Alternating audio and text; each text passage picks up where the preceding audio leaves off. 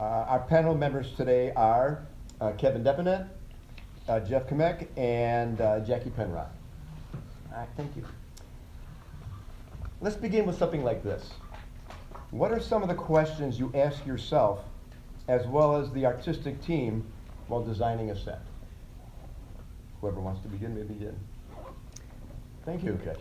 Well, it depends at which point. I mean, that's, I mean, just, there's sort of that first time that, you sit down with the team, and particularly the director, and we are a director-driven theater in the States, so we want to know what the driver of the bus, where they want to go, first of all. So I think that would be the first thing that I want to know. Yeah, and I'd say, I think the number one thing I try to go into it with is asking what the audience wants to leave with. Like, what do you, and this is a good question for a director because a lot of times they don't know the answer to that. And so you have to, so that normally spurs on a lot of good conversation and, it gets you going and, what do we want the audience to leave with? Like, what's the impression? Yeah. And that goes into the themes of the play and then ultimately visually how, like, the set design can help with that. So that's one of my first questions, if I'm remembering that. I mean, I think one of the big things for me is not only, given circumstances, the play, time, place, people, et cetera, but also our given circumstances contemporaneously, how, and more is affecting how you design of what time we're designing the show in 2018. What does that mean about, the given circumstances of any play that you're doing, and how you can sort of infuse that into the work. And it gets back to what Kevin was talking about, is what do we want them to leave with? And a lot of that can be shaped by the environment and how the environment interacts and reacts to what's going on within it. Let's follow up with that with referencing a past production, any number of years ago that you worked on, where you could think about what were some of the questions you were asking and thinking about in designing that particular set.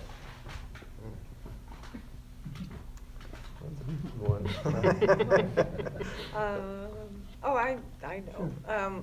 I did a production called Waving Goodbye at the Steppenwolf Studio, and I know it was about a mountain climber who had died on a mountain, and his sort of estranged wife, and they had this loft studio, and just trying to figure out, how to bring sort of the mountain into that space, and how to have, and they have a daughter, and it was based on a true story of a man who called from dying on a mountain, but trying to get the sense of the mountain in the space and the sort of the climb. And we had some of that, and we did a huge window that I'd sort of indicated sort of a topographical map on, but I was talking to one of the actors, Brian Shaw, who performed in it, and he said, I would love like ladders to climb on. And it was like, oh. And that was, so the set was all ladders, basically. And at what point did you start working with other designers in terms of lighting designer and such? Really early on that show. That was a really tight team for that production. It was Naked Eye Theater Company, who was here for a short time, and then, like a lot of them do, disappeared, but yeah. Now, is that common to begin working with the other designers early, or? Yes. Okay. Yes. It's what you want. Yeah. We're all so busy that, I'm sure these guys, but, are, you're so busy that it's, I can't tell you how many meetings now you have where two of the designers are on the speakerphone, which is. It's hard. It's hard. Yeah. I can think of a production, it was like actually, I think it was 2009, it was at Steppenwolf. It was the Detroit. And that was written, it was a new play, Austin Pendleton directed it, and it was, the play was kind of about the 2008, the real estate crash, and we were like right after that. And so the conversation was, I remember Austin telling me, he was like, I just want the space to feel empty, and I want people to walk out with this feeling of emptiness, and we don't know where to go. And it's, so the set, that manifested in this idea of these two houses sort of floating in the middle of that big, huge theater. And the houses were dilapidated, and there were these little houses, these little islands, this in the middle of the stage. and it was lonely, and he wanted people to walk away with that sensation, and you know, that was directly related to the time, you know, so politically and you know, where we are with you know, politics right now, really, you know, that really influences the conversation almost in every production meeting Yeah. that I'm in. Yeah. Seems like. Yeah. But yeah, that's a production I remember. I think that for me, the one production I can think of is I did Watch on Orion a couple of years ago, and you know, it's a Lillian Hellman sort of traditional box set sort of environment, and the director wanted to take it and put it in an immersive environment so that you as the audience member felt like you were sort of peering in on these private conversations of people trying to keep secrets about their politics out of the public eye, specifically beginning of World War II and things like that, and escaping the Nazis. There's a lot of politics involved in the play with that. And just by putting the audience around them in the parlor room, there sort of was a you know, peeping Tom kind of element to that, and that just small sort of shifting of the perspective of the audience was a huge part of the conversation early on.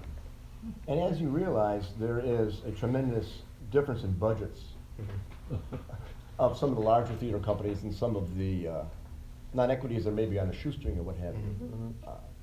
What are some examples of ways to deal with set design for these theaters that really don't have a lot of money to work with, and maybe some things that you've done that have, wow, how did they do that? I mean, Yeah, go ahead. well, I'll just say, you know, I don't think money has anything to do with it. I don't either. You know, at the core of it, if you have a good idea, it doesn't really matter how much, if you have millions of dollars or if you have $10, if you have a good idea and a good set design, you can do, I mean, you could do a lot with a chair. Yeah. You know, and you can say a lot with that. So I think obviously, yeah, if you want big, extravagant, you know, lots of set and lots of space, and, you know, but a lot of times those budgets are followed by the scale of how big the theater is. Right. So, or some of them, like the Goodman, for example, is, you know, they have hundreds of thousands of dollars for their sets, but they're all union and everybody's. It's funny because it's sometimes it's hard, depending on who's directing at that theater. It's hard to get, you know, like it's weird. It's like it's really well funded, but sometimes it's harder to get what you want there than it is at the really small theater. It's really strange. But you don't. Yeah. No, go ahead. No, I mean, I don't ever start designing thinking about the budget. And I mean that sounds sort of rash, but you know, as Kevin said, it's about, you know, you're investigating the play and the time and, you know, what the team is thinking about and, you know, what you want the audience to take away. And that's, you really do start with that, and that is, you know, always, you know, and I mean, I tell students, they're always like, oh, I only have, and it's like, don't think about Yeah, that. right. And if you come up with something that's expensive, then you find another way to get, what is the nugget of that? Yeah. And how do you get that? Because you're gonna find the idea by just designing, not thinking about the money. Jackie and I were talking beforehand. I mean, the biggest thing I think where it does show is personnel. You know, storefront budgets usually accommodate for materials, things like that. I mean, that can kind of get worked out with whatever the set is, but it sort of doesn't flush out when it comes to people and people power. But where you make up for that is the passion of the people who are there. They're there for a reason, and their passion for wanting to do this makes up for the sort of fees that they're getting, or you know, things like that, and their time not being as compensated. That's where you really start to see some of that Yeah. energy coming out. It's tough though, because you Yeah. do see, you know, I mean, we know like props designers who we just eat up and spit out in this town, and it's, you know, that's, you know, and I have to say, as a set designer, you will say, no, I want this thing, Right. I don't want that thing. And, you know, this person's already worked for weeks and tried to get the right thing, and, you know, that's still our job Yeah. to say, I'm sorry, it's not the right thing. Right.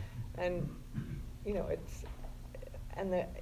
they're just not paid enough. So I think that is where the money really, And is- and beyond the company, sorry, I mean to interrupt you, I Yeah, no, no. apologize. You know, because the fees are so small and the passion is great, they have to do 15 shows at a time just to make, you know, rent or make a living or whatever, and that's really where it starts to fall apart.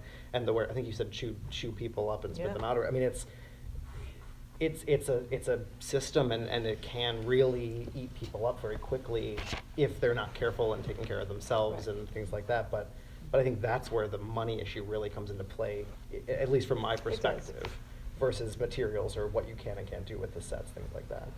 And you mentioned the prop designer, so you work very closely with the prop designers? Or is that become separate? That depends on the theater, because some theater, and people consider, like, it depends on how they, like, a lot of times it's props master or props designer. Typically, they always run underneath us, and typically we kind of instruct them as to where they need to head. But some theaters, I mean, I could think of like the Paramount, they have a props designer, and the Drury Lane has a props designer. But we're like still giving them direction, so it's kind of a little bit strange. Yeah.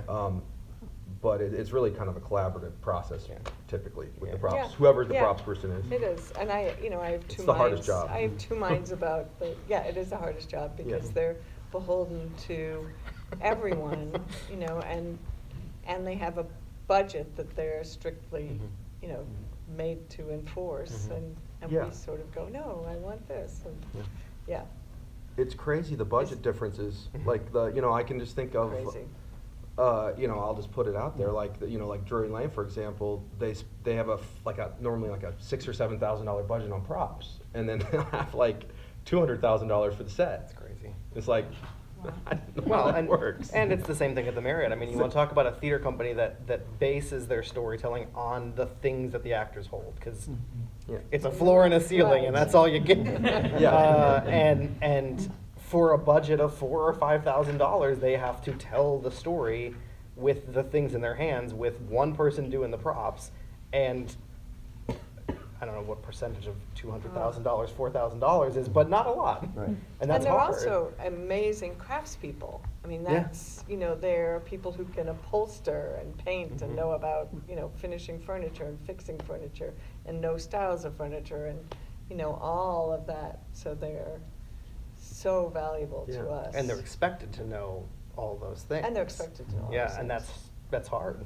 And deal with the crazy director, the Right. crazy designer, the crazy, And the like, they're dealing with actors. all the crazies, and the actors. They actually, actors Yeah. who will say, I just can't use this. After, weeks we've picked the exact right thing, and then the actor says, I can't use this. And everyone goes, oh, okay. And we start again, just, but that poor, you see their faces some days in the theater when somebody. Yeah. There's some therapy in there. I You know. just gotta kind of go, it's okay. It's terrible. It's gonna be okay. What are some of the common mistakes that beginning designers make? Oh, wait, you mean we stop making mistakes? Yeah. I missed that. That's a good Mary. point. I would say, sightlines are much more complicated Yeah. than you would think. That when you got that lousy seat that you couldn't see from, we just missed that. And there's some, I've done quite a bit of work, like Northlight, which has sort of hideous sightlines. And we spend a ton of time Yeah. on that. It is a thing that you actually spend a lot of time, looking at the model, looking at the computer, and It's a huge deal. It's a Huge huge deal because deal. That I've- one patron. like I can, like last year, it was epic disaster. It was signed in Cindy Brewstein's window at the Goodman, and somehow this slipped through all of the different levels of checking. But the floor, we elevated up, like we elevated the floor up too high. So the first row, the floor was like here. So they couldn't sell the first row seats. It was terrible. I felt so bad. no, but So, and yeah, that's, so you that's never the quit- sight yeah, line, it's- and that's the sight line that you Forget, miss. yeah. You miss, forget, and because you don't. I do never it will that miss that often. again. But I, It'll be something else. yeah, it'll be something Well, else. we were just talking about it. Ruth Page, which Jeff has just finished a show there, and I'm just about to do a show there. We were talking about. It has, like, in the back row, the balcony's so low that you're like, well, you can't do anything up Yeah. because. And then so from it the has- top, you can't from the see top, anything you can't see anything down here. So, so the sight lines are. all- So that is. And that's a horrible. That amplifies out in a lot of theaters. Yeah, you've seen that, I can even recall back when I was assistant on August Osage County, and it was the Broadway version, and we like put it in the theater, and sightline couldn't see the attic. It's not an important scene in the show at all. I mean, whatever. And all of the drawings said you could. Yes. No, But it's- sightlines, I think sightlines is Yeah, a biggie. that's a good And Yeah. you just, yeah, I mean, after years, you still Yeah. miss it, you sometimes. But I think the other thing is I would say, trying to be too clever. Like, I mean, you think you have this brilliant idea, and then you just realize it's just like too clever for the play. Yeah. And it's just about you. It's like, look, this clever thing that I can do instead of what the play needs. Mhm. And sometimes you actually have to step back and say, forget that. Mhm. That was not. And the other thing is being able to say to a director that it's okay to make changes. We have some directors who feel like that first thing you show them, like, oh, that's it. And it's like, well, what do you have to say? You know, it's, you have to actually allow them to make those changes and encourage them to. I mean, directors some will apologize. They're like, oh, it's just not, I'm so sorry. Can we, and it's like, no, this is the fun part. Yeah. And conversely, letting go. If Yes. you're attached to Yes. something, Yes. it's not precious. I mean, that's the hard thing, is like learning that it's not precious. Right. That every idea is not like the golden The idea. perfect Yeah, right. thing.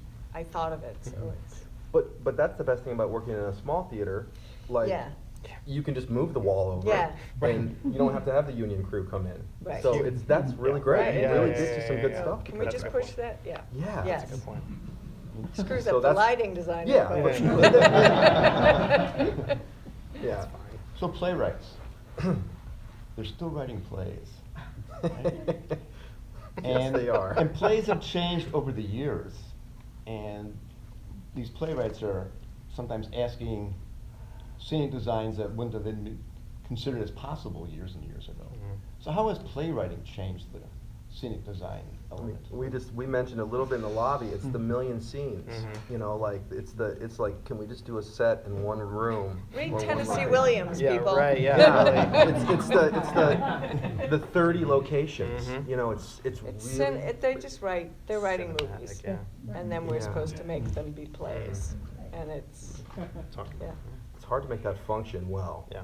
You know, 9 times out of 10, the set designer has to get out of the way of that and just let it be about Yeah. a certain thing. And Moving furniture. And we Yeah. spend a ton of time on transitions, and now, which was a thing I mean, now I'm gonna be old, but we didn't, I mean, that wasn't like such a huge thing. And now you'll hear, like, in rehearsals, you know, the director will be like, oh, we're gonna spend this day on transitions. And that's literally, you know, when you see, you know, things in the theater changing from one scene to another, every part of that is also rehearsed. And, you know, it doesn't wait till sort of tech rehearsal anymore.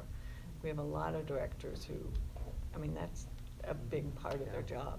Yeah, that's the design. I mean, I know Kevin uses a lot of software that can show those transitions, and Mhm. it's huge. I mean, Yeah. it helps with no surprises for sure at the end of the day, but just showing that storytelling cinematically reflects the cinematic writing that's happening. Yeah. Well, I mean, I think of musicals as my job as designer is designing the transitions. Mhm. Like the Right. transitions are the design, Right. especially with a musical. Like, so how that thing moves, it turns it once you figure out the motion, the container of how it moves, Mhm. and then that formulates into what the set is. Mhm. So, like, especially on musicals, like, and now plays have really become that, you know, with the Yeah. cinematic sort of approach to that. And we've seen, Tough. you know, many of your productions, Archie. Can you share with us one particular artistic decision you made regarding a production where you decided to do this instead of that, and the reason for that?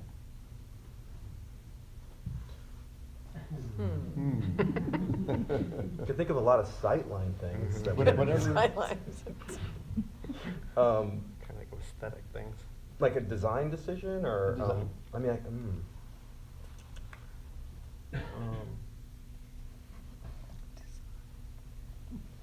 I mean, I can think of one.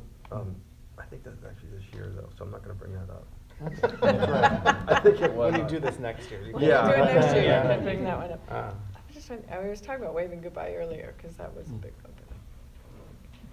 The one I can think of, I mean, this gets into a lot of different layers of why the decision was Okay. made, but when I did La Mancha up at Marriott a few years ago, or whenever that was, originally we started with this very period idea of sort of these mud pit prison cells that were underground, and it was very, very heavy period Spanish Inquisition kind of look. And through the course of the process, I mean, we, for budgetary reasons, aesthetic reasons, conceptual reasons, decided that it was more important to stage that in a contemporary setting, in a sort of prison cell, holding cell of today, and really emphasize, rather than all the beautiful spectacle that you can do with creating a period prison cell, that it's really the whole show's about telling a story, and it's really about putting it onto the actors and onto the things that they have with them to tell that story, rather than the set. That's just a contextualization in that show for what that is, and within the modern setting, it also says a lot about, how we treat people of different cultures today and things like that. That's the one thing I can think of. It's funny because a lot of these shows that you guys see, you're seeing, and I think all these guys will probably agree to this, you're seeing like the third or fourth or fifth or sixth or 10th version of the set that we've actually designed. So 9 times out of 10, there are some, I did American Buffalo at Steppenwolf, and Tracy Letts was in it, Amy Morton directed it, and I want to say close to 10 models, different versions, all within different ideas of how to do a junk shop. And we ended up stumbling into the right way. But like a lot of times these things, I mean, we're working on these productions for sometimes, I'm working, like sometimes it's like 12 months out. Yeah, right. And we're stumbling through ideas, and hopefully you find the right one, and sometimes you do and sometimes you don't. But I think all of the productions are sort of a culmination of 5, 6, 7, 8 ideas that have, gotten us to that point. Do you remember what it was that convinced you to make the final decision to go with the set you did for American Buffalo? Yeah, the director pretty much said yes. But I think on that one, the really cool thing on that, we figured out it was all about the entrance into the space, and it was elevated, and it was we set it in a basement, and it caused so many problems because there were some script issues with like when you saw the lights out the window, and so then Tracy was really upset that he'd have to run up the steps because he didn't want to have to run up and down the steps every night. I mean, those are the kind of conversations that really play into all that. So it was about that one. The director just decided that's what we were going to do. So. Well, as you know, we have several students in the audience today. And so I'd like to give you the opportunity to give them some suggestions about how they should prepare if they want to study scenic design, how to prepare for that. Whether it's courses, going to theater, reading. Study history. I mean, really, study everything. I mean, go out. I make my students read this book called How to Use Your Eyes. It's by James Elkins. And it's about like looking at like a culvert or a blade of grass, but I mean, really look at the world. And I mean, don't think of it in the theater at first. Think of actually knowing what, read the newspaper and know what's actually going on in the world would be my first thing that you should do. Don't go straight into thinking, I need to make, a set. And then you could do that, but really be educated. I always, sometimes say the great thing about being in theater is you only have to know everything. It's an endless research project, which is what I love about it. But I would take that further and say study anything else except for specifically theater as much as you can. Right. I mean, if you're in college, get outside the theater department as often as you can, and take classes in anything that interests you, because it'll inform everything you do. And keep you sane. And because I kind of feel like a theater, like if all you know is what's inside the theater, it's kind of boring, because it's just a black little box. So it's all about what we bring into that space. So our experiences outside of the world, or what in the outside world, and like I think listening and learning and seeing things, I think those are, and becoming a constant student of life, I think that is number one to being a good designer, because it's all about what you have to bring to the stage. You know, I think that's really important. But also study drafting, But hand then- drafting, but then painting. Draw. Drawing. I mean, now we all draw on the computer. And again, being old, I still believe in sort of hand-eye, so do draw and look at the world. I see Chris, who's like, damn, I had to keep that sketchbook. But, it really is gonna help you to actually draw. One final question, which is always my favorite, and that is, when we judge a production, we have to distinguish between very good and excellent for all the elements. So when you see a production, you attend a production, how do you distinguish? How do you suggest to distinguish between a scenic design that is very good, very, very good, and one that's excellent? Yeah, go ahead. One thing I can specifically say, it's sort of to what Kevin said earlier, is that form follows function. If you, and it kind of what Jackie said too, if you have a great idea and it's beautiful and gorgeous, but it doesn't work to tell the story in a timeline kind of way from beginning to end of the show, and it's causing 3-minute scene transitions and X, Y, and Z, that's it's all about the aesthetic following the functionality of how that show, how that story has to be told. I think that's a big part of it.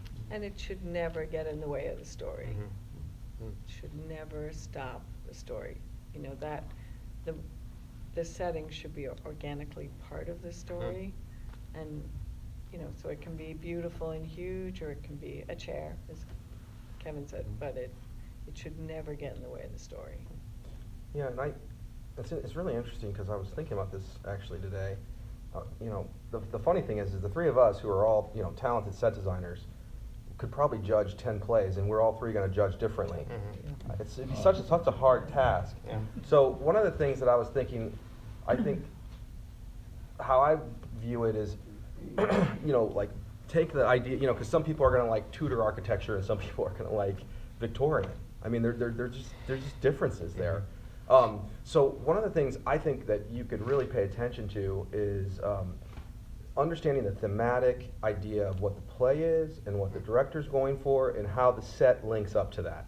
Like if the set supports that thematically, and whatever those set ideas are, they support what the bigger ideas are of the production, I think that's an excellent set design. Take all the beautiful things out of it, but it's like just, I think if they function and if they follow the themes of what the director's going after, that deserves a check. But I also think that you should have created a space that when the actors go away and when everyone's gone, that the characters are still there.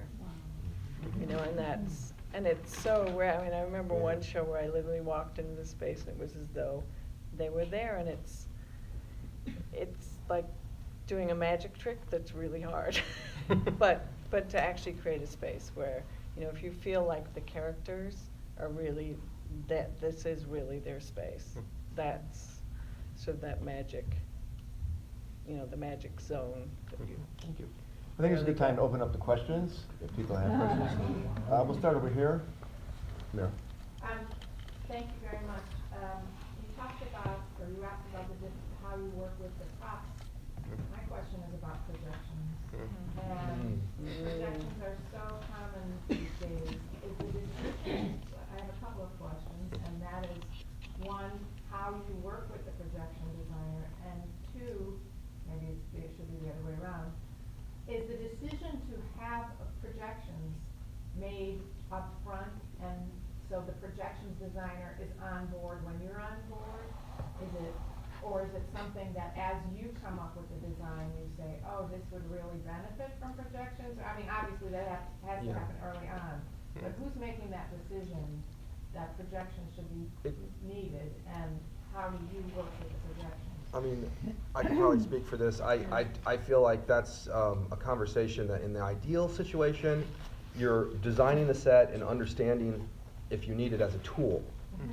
it's like if you need a backdrop for the production, you know, or if you need to paint the wall red, you know, it's one tool. So if it works well and it functions and it helps tell that story thematically, then we say, all right, we need a projection designer. Like you know, I'm just like, I have a meeting tomorrow about Wizard of Oz at the Paramount next year, and like, we're gonna discuss projection. And projection helps, but it also hurts sometimes. So you really have to weigh that out, you know, and understand, you know, that at that point. It always has to happen pretty early on, though. Right. And it's typically, in the ideal scenario, it's the set and the director, the set designer, the director, mainly the director, deciding, because it's a financial thing. Right.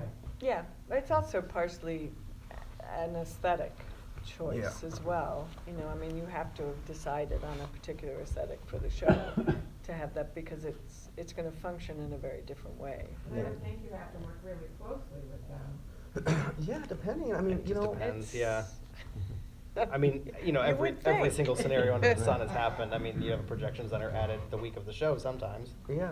I mean, it just depends, but in the ideal situation, I think as a set designer, you should feel free to involve yourself as much as you want to in the aesthetic of the look of those projections, because it's a huge part of the stage picture. But We we had a- often don't see them until. We had a question way back there? Yeah. It's that- so true. Yeah. Was there one back there? Okay, over here? Yes. Okay, so I have a question. I am originally from Russia, and I still go to Moscow and St. Petersburg every year just to see theater there because it's magnificent. Yeah. Mhm. And in Russian program, theater program, when we get, there's a director number one, and then right after director, we write artist. Artist is the person who creates scenic space, which is set designer, what we call it here. So, and there, it's just an artist, and they strongly considered like the second most important person for any production after the director. So, I have a couple questions. Also in Russia, all the major directors, for the duration of their career, were working with the same set designer. So every single, if you take any major director in Russia, all their set design, all their scene created by the same person. So I have two questions. When you work and you look at what you do you consider yourself first an artist or an engineer? I know you're gonna say combination, but what's more important, being an artist or an engineer when you create a set design? And second, do you have like preferences of any like director in Chicago who you would usually work with? Who we will not name. Selects you to. To your second point, I mean, it's a business of relationships almost entirely. I mean, it's about how you work with other people, and it, I mean, not naming names, it does, you know, you do tend to sort of Yes. work with the same people if you can build those relationships up. Similarly to what you're talking about. I mean, it's.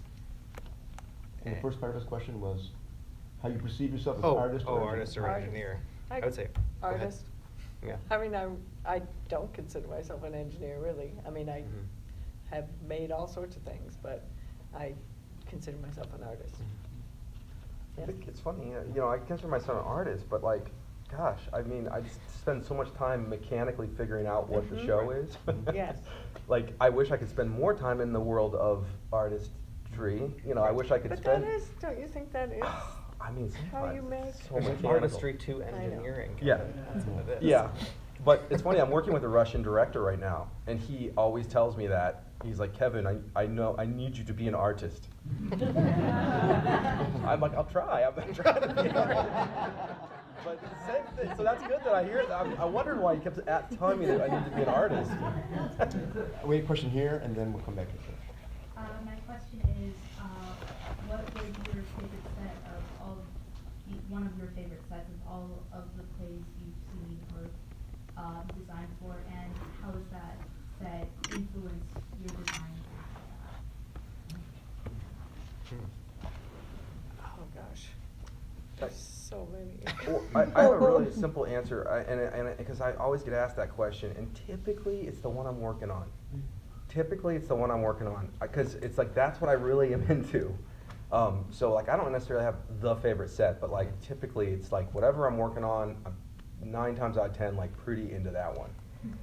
That's my favorite set. Do you have a favorite set you did not design? Mm. Oh. No. I'm sure that's not true.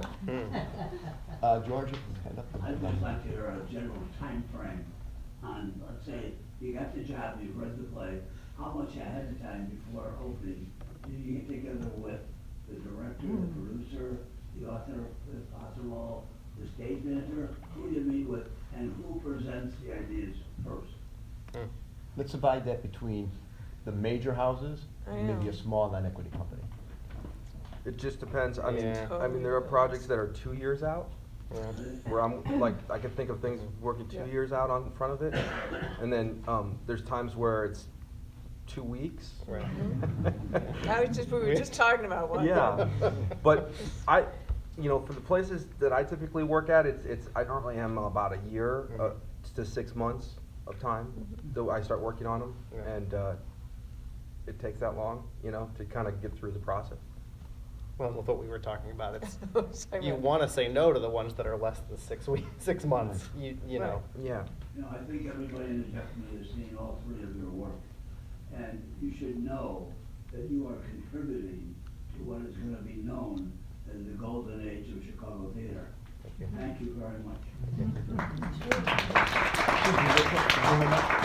Susan, then we'll come down here. How many projects can you work on at the same time?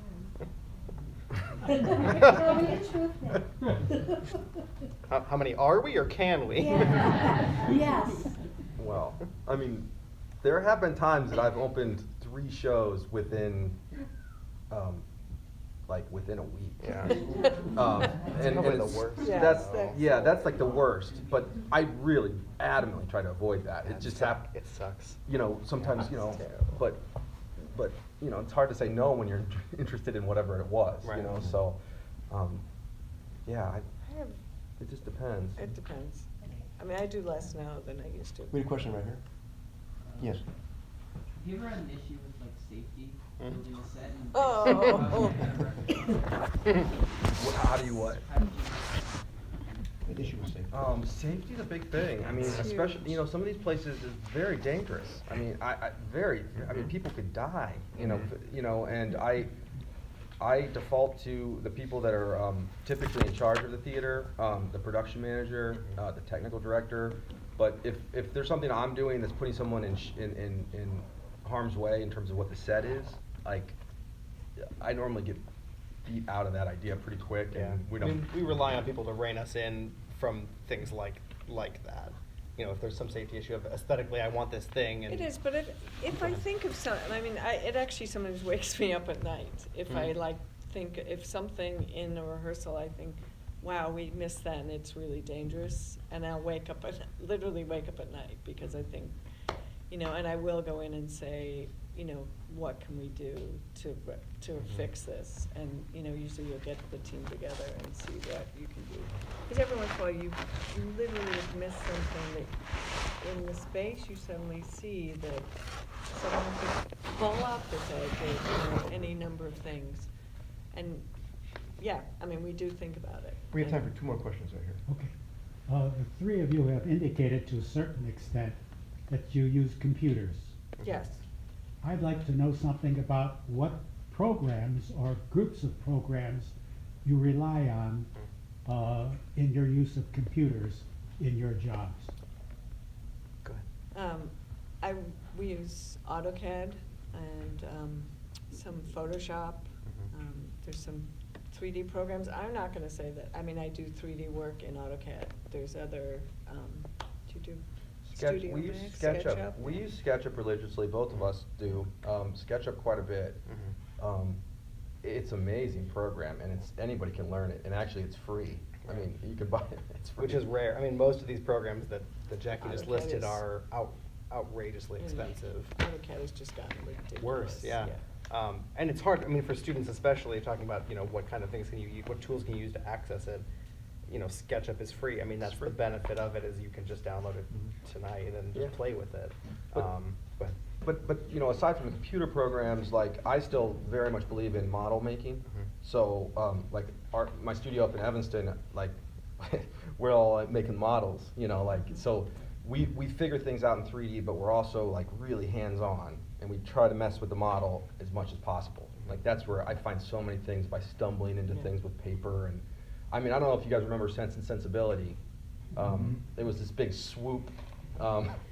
And Jeff and I worked on it together, and it was like, it was a piece of paper, you know, like that's all that was, and we found that in a model, you know, like we were trying to figure out this idea, and it was a piece of notebook paper that just curled, and then we had to make it 40 feet tall and 20 feet long. But that, Things you do with paper, and yeah, just you don't can't work replace out. that. The computer will never, ever make it that simple. Yeah, you and know. I'm sure Kevin and Jackie will agree with me. I mean, they're just tools Yeah. to communicate the design. I mean, it's always a constant push-pull of efficiency versus artistry, maybe if that's the other end of the spectrum, but it's trying to increase your efficiency as much as possible without losing that artistry, and that's what those tools allow us to do, is with like computer drafting, is to communicate that tool, or communicate that design efficiently, and if it has to change, rather than redrawing a whole sheet, you can just go in and change the lines and print out a new one. It's trying to build efficiency into your process wherever you can. And we have one final question. Okay. It seems to me that some of the times the big budget theaters, when they do a show that was apparently intended to be simple, and in earlier productions were quite simple, but now they feel, it almost looks like they feel like since they're charging that much, they have to have something spectacular to look at. Do you ever find yourself in a position where they make you demand more money to be spent on overseas? I mean, I don't think I've ever been in that position, but you know, but the directors have all of that stuff in their minds. So what the directors are pushing us to do something that may cost a lot of money because they've been told by whoever that they want a big lavish production. So, but I don't think I've ever been like told I need to spend more money. Like, I've never been told that. yeah. Do you ever feel that you have done something that was overproduced? Oh yeah. Oh, yeah. I mean, basically anything with the name, well, I'm not gonna go. Can you face the camera? Yeah, I forgot we're recording. Yeah, right, yeah. Don't name names. No. So on that note, I'd like to thank you, Master Jeff, for work. Thank you very much.